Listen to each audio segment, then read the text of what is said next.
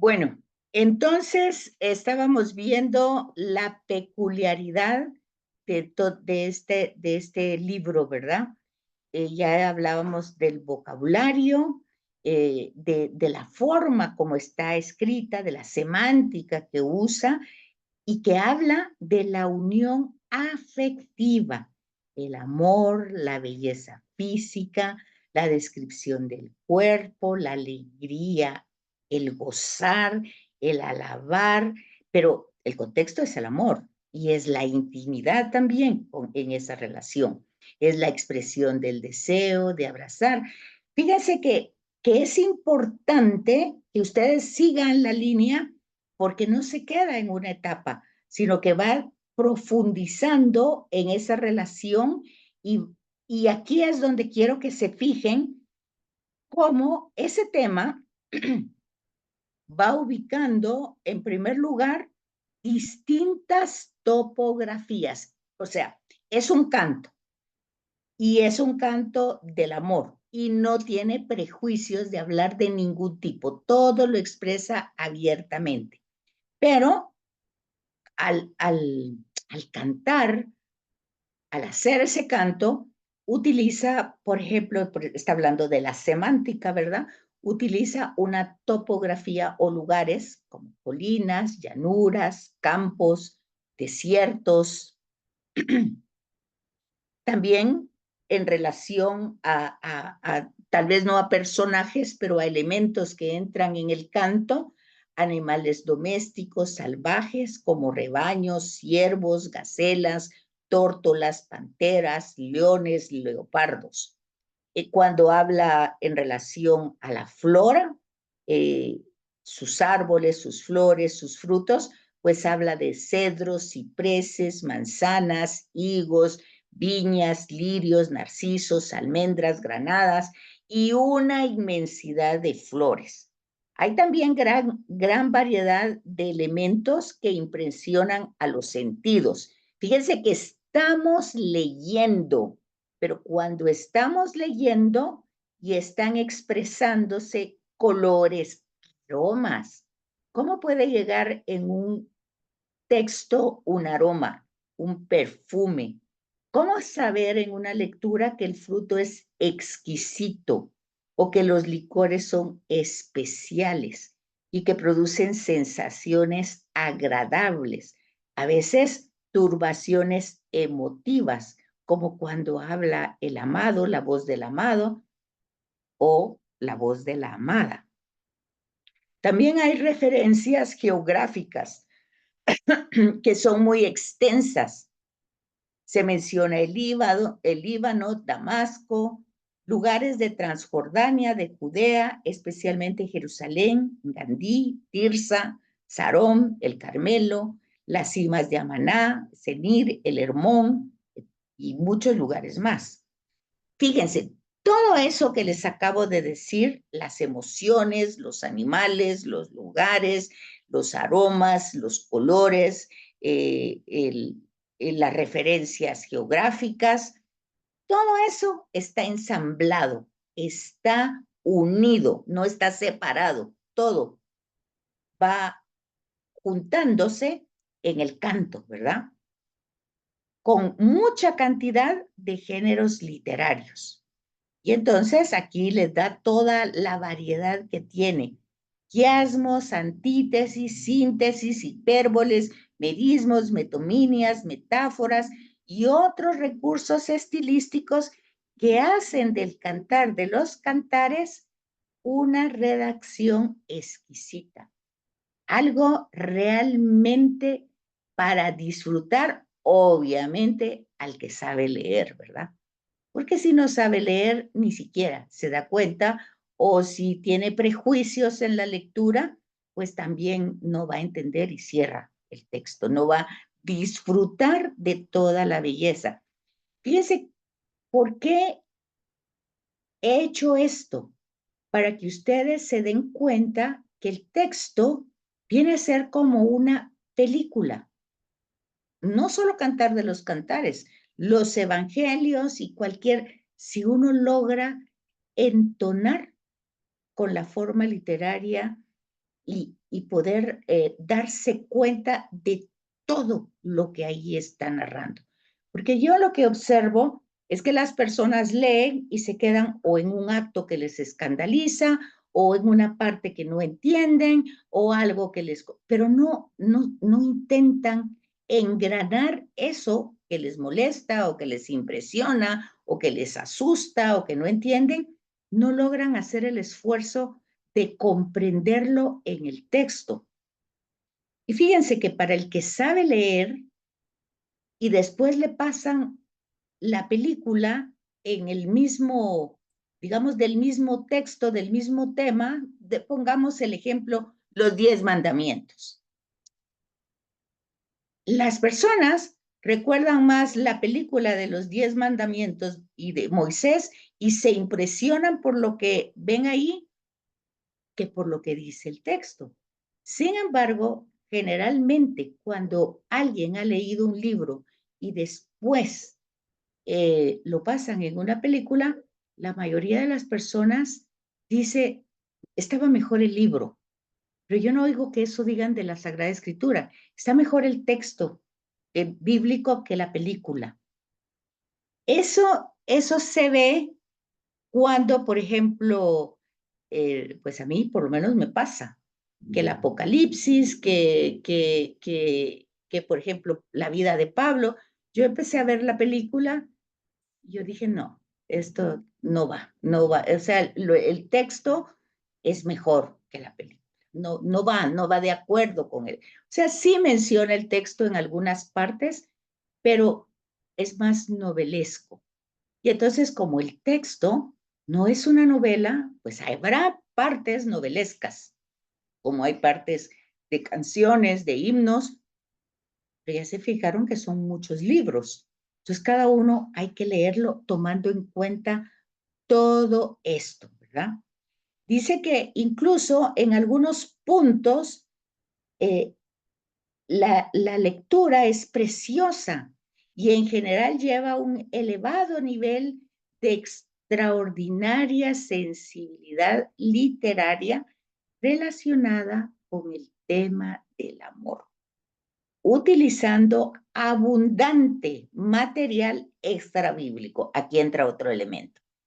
No todo lo que está escrito en la Biblia es experiencia dentro del contexto religioso o monoteísta de Israel, puesto que Israel tiene cantidad de pueblos vecinos que son paganos. Y ojo con esto, le atraen a Israel el culto, la vida, la forma de estos pueblos. Por ejemplo, si vemos el libro de Samuel, el libro de primera, segundo Samuel, con que quieren un monarca, quieren un rey, ¿qué pasa? Pues ven a sus vecinos y dicen, sienten envidia, pues dice, ellos están mejor que nosotros y es porque tienen un rey y se les olvida la alianza y se les olvida que ellos tienen un dueño y se les olvida, ellos no eran nadie antes y se les olvida. No hay memoria histórica. De ahí que uno de los temas principales de la Biblia es el Shema Israel.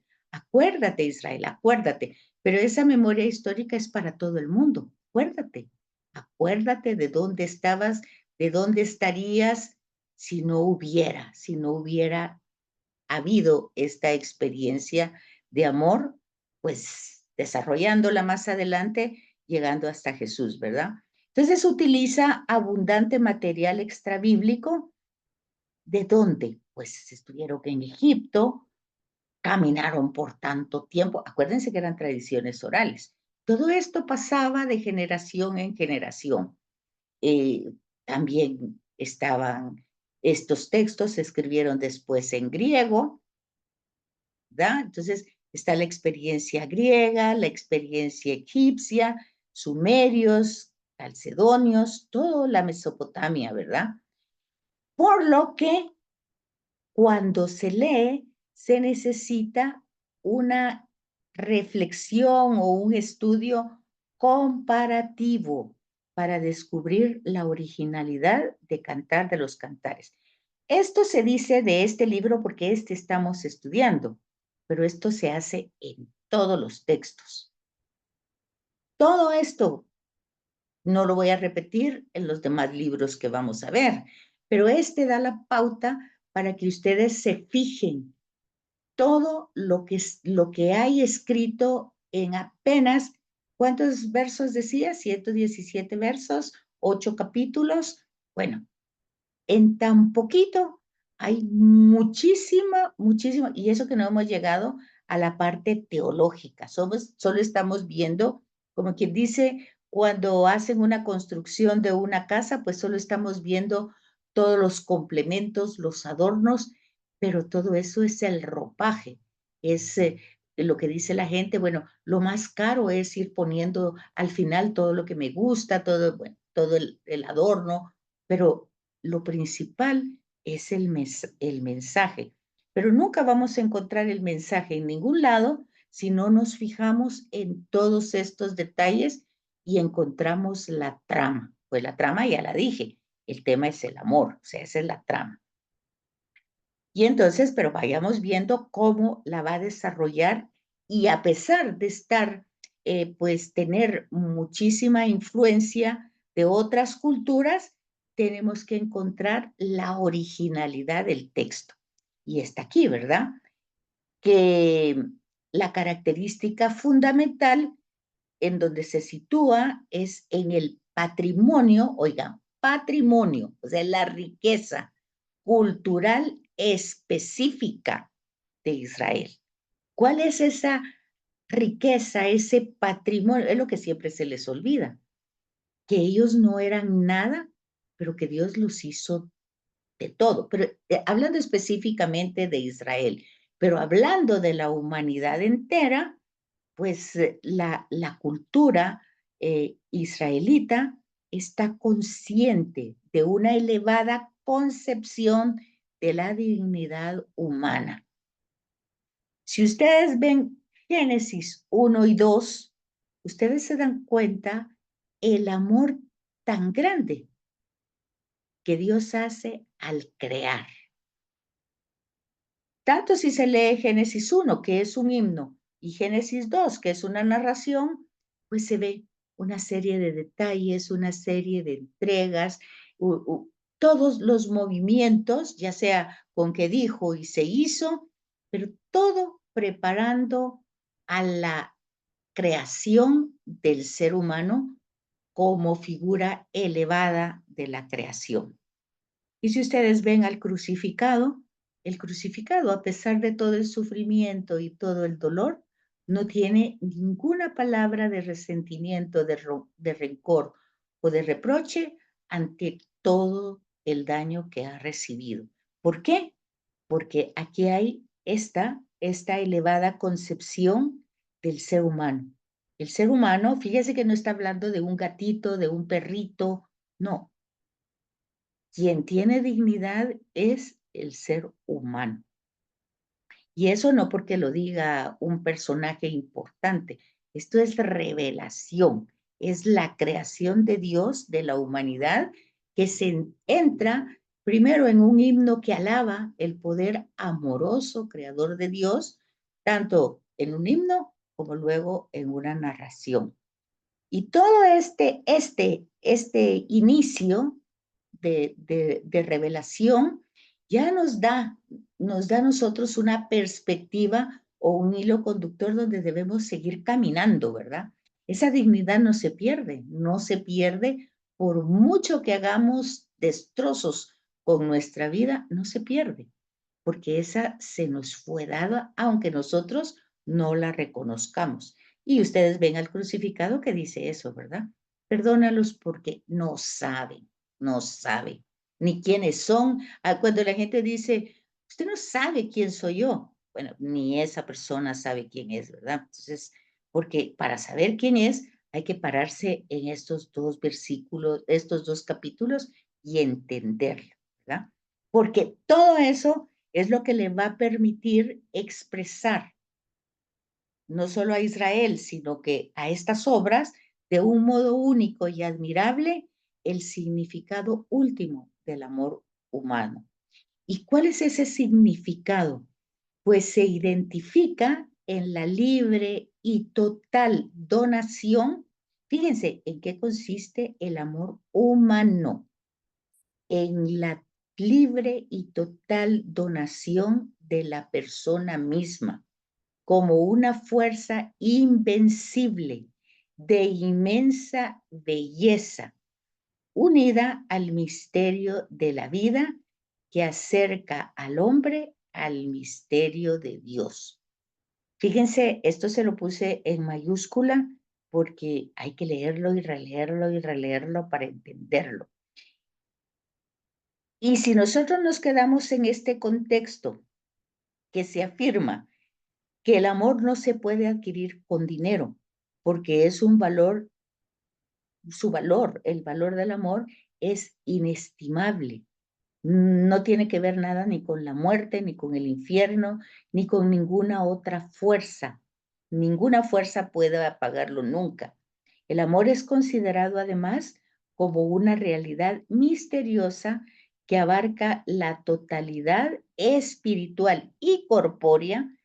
O sea, no estamos hablando solo de cosas que le dijera yo, abstractas, sublimadas. No, estamos hablando de una realidad espiritual y corpórea de la persona, creando una interrelación personal entre el yo y el tú. También se puede añadir que en el Cantar de los Cantares el amor es idealizado, pongan atención con esa palabra, es idealizado en toda su pureza y luminosidad, hasta el punto de considerarse un ideal perfecto, irresistible. Por esto, en el poema no se alude a desviaciones, corrupciones que puede experimentar el amor. Pero ese tema de desviaciones y corrupciones lo vamos a encontrar en otras páginas del texto bíblico. En este no, pero en otros sí. Ojo con eso. ¿Qué quiere decir? Quiere decir que esto es algo extraordinario y que fuimos creados para esto, pero por situaciones de libertad, de libre albedrío, lo hemos rechazado. Lo hemos rechazado desde distintas perspectivas. Entonces, ¿y cómo vemos ese rechazo? Pues lo vemos en otros textos también de la Escritura, no estoy hablando fuera de la Escritura, sino dentro de la Biblia.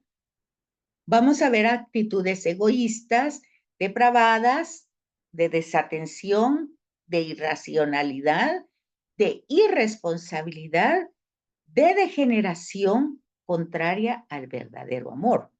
Ojo con eso. No vamos a encontrar siempre la misma, la misma realidad que aquí vemos. Sí la vamos a encontrar en una persona y la vamos a encontrar en la persona de Jesús de Nazaret. Vamos a encontrar todo esto resumido se encarna en él. Pero, fíjese, sin embargo, este libro no nos empuja o no podemos decir, bueno, esto es así como demasiado sublimado, es irreal, no hay, esto no es cierto, pues las cosas no son así. Yo vivo en el mundo y a mí no me parece que esto no funciona de esa manera. Entonces, ojo con eso. Dice, no, el Cantar de los Cantares hay que situarlo dentro de la historia de los pecados de la humanidad, pero debe ser escuchado también como palabra divina sobre la santidad y bondad de la creación, de la que no ha sido borrada la bendición inicial. O sea, antes del pecado es la gracia. Dios nos creó en gracia, o sea, con amor. Nos creó con un estado de amor, pero hubo un acto original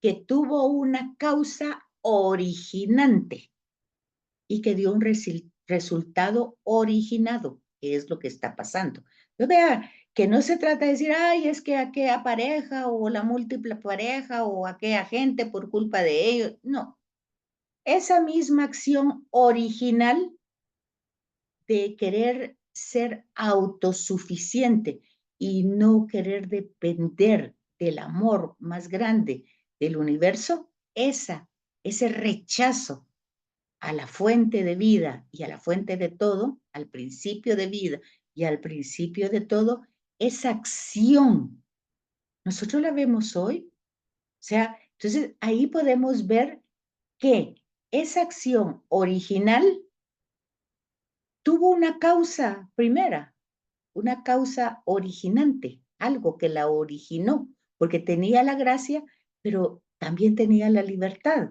y prefirió, pues, dejarse llevar por su propia discernimiento, por su propia inteligencia, por sus propias capacidades, por su propia realidad y rechazó. Y luego, pues, lo causante, lo originante, es lo que vemos hoy. Rechazamos todo lo que no nos gusta, lo que no nos parece, todo, hoy es todo. Hoy las ideologías hoy son muchísimas. Lo trans es por todos lados, las ideologías, las ideas son de todas formas, o sea que es yo, lo que yo pienso, lo que yo quiero, lo que yo siento. Y bueno, todo eso nosotros vemos que claramente es causante, es el resultado, es lo que está pasando, ¿verdad? Entonces dice que el cantar de los cantares hay que situarlo dentro de esta historia de pecado, esto que estamos viendo, todos enojados, todos vulnerables, todos sensibles, todos heridos, todos los gobernantes, que porque me dijo, que porque salió, que porque entró, que porque esto, bueno, todos, que porque la tierra, que porque me quitaron, todo eso lo vemos hoy en las noticias, lo vemos en todas las formas, lo oímos en las canciones, todo se ve por todos lados. Y eso no significa, dice, que la santidad y bondad de la creación ha sido borrada, la bendición inicial. No significa eso. Aquí resuena entonces, y tenemos que saber siempre, pero esto Dios no lo creó así. Dios vio que todo era bueno. Dios vio que cuando creó al hombre era más que bueno, muy bueno.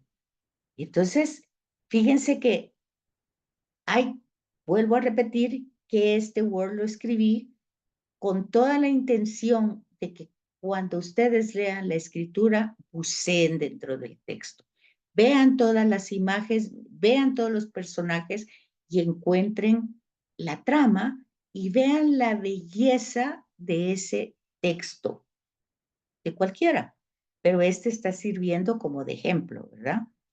Porque todo el tema es un drama, toda la historia de la salvación es un drama. Pues el amor que se ofrece se rechaza, ¿verdad? Entonces, al ser rechazado, pues hoy, en la lectura de hoy está, ¿verdad? Bueno, no sé, parece que no se leyó igual en todos lados, pero hoy es Dios da una viña, pues es una parábola, ¿verdad? No es Dios, ahí está poniendo que el dueño de la viña la arrenda, se la da a la gente, pero después la pide porque es de él y no se la quieren entregar. Y no se la quieren entregar, entonces él primero manda a unos sirvientes, los golpean, después mandan a otros, los maltratan más, a otros lo matan y dice, bueno, tal vez a mi hijo lo respetan, tampoco, ¿verdad? Lo interesante de esa parábola, que las parábolas siempre quedan abiertas, pero también es un género literario, nunca se concluyen, quedan abiertas a eso, a bucear en la palabra, a entrar al fondo de lo que se está narrando, de la trama que se está narrando, y entonces vemos que la parábola casi termina diciendo, y bueno, ¿qué va a hacer el dueño de la viña cuando se dé cuenta que mataron al hijo? ¿Y qué va a hacer con la viña? ¿Qué va a hacer con la gente? Y si seguimos leyendo, nos vamos a dar cuenta, porque entra otro elemento que debemos de entender en la parábola, ya no el de la viña, que es reflexión de Isaías, sino entra un salmo en esa parábola. La piedra que desecharon los arquitectos es ahora la piedra central y angular de todo el edificio. Ha sido un poder maravilloso y magnífico. Quien no ha leído los salmos y no los ha saboreado y no entiende la trama ahí, no la entiende, porque cualquiera diría a la pregunta, ¿y ahora qué hará el dueño de la viña? Pues a estos los va a degollar, los va a matar, va a pasar cosa terrible. Y sin embargo, si uno continúa en la lectura, que no queda cerrada la parábola, vemos que no se saca ni se desecha a estos primeros, pero la viña no se da a otros, se da a otras personas. Y ahora ya no se da como rentada, se dona, se regala. Y si nosotros vamos entendiendo toda la historia de la salvación, es casi una radiografía de Jesús. Al final, las parábolas que quedan abiertas, la respuesta es Jesús. Y la respuesta es Jesús por esto, ¿verdad? Porque Él es el que de verdad se interesa tanto por el Padre como por la humanidad. Él es el que le da la vida al Padre, pero también se la da a la humanidad. En fin, hay todo un proceso de amor verdadero que que ni es, no es patrimonio solo de un irreal paraíso perdido, no es un tema que, ay, esto es así sublimado, Romeo y Julieta, que hay que morir. No, esto no es Romeo y Julieta, esto es más allá, ¿verdad? No es un patrimonio irreal perdido así en el jardín, en el paraíso, y se perdió. No, es posible dentro de la real historia humana. Y es aquí donde surge la pregunta, ¿cómo es posible vivir un amor tan grande? Y es entonces donde el libro se abre al futuro. ¿A dónde? Aquel que también redimió el amor humano. O sea, no solo redimió nuestros actos, pues, ¿qué dijera yo? De cualquier tipo, sino que todo acto de cualquier tipo, al final, es ausencia de amor. Entonces, lo redime, también lo asume. Acuérdense que redimir significa asumir. Jesús asumió, así como asumió el pecado y se volvió pecado, así asumió el desamor humano y lo volvió amor. Y entonces Él es el amor humano que quita. Alienación es cuando no necesitamos que nos echen, sino que nosotros mismos por vergüenza nos alejamos. Eso se ve muy claro como cuando alguien le debe dinero a otra persona y no quiere dar la cara ni quiere dar el dinero. Entonces, ¿qué hace? Se esconde, se camuflea por ahí, se aliena, esa es la palabra. O sea, la persona se aleja. Lo que le pasó a Adán, peca y se esconde. Entonces, ahí hay un texto precioso que va diciendo tradición yavista, antropomórfica, ¿dónde estás? ¿Por qué te escondes? Ya ahí ustedes conocen todo ese relato.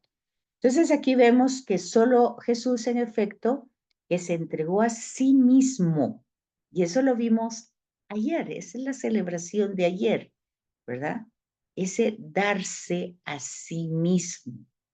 A mí nadie me quita la vida, yo la doy. Darse a sí mismo.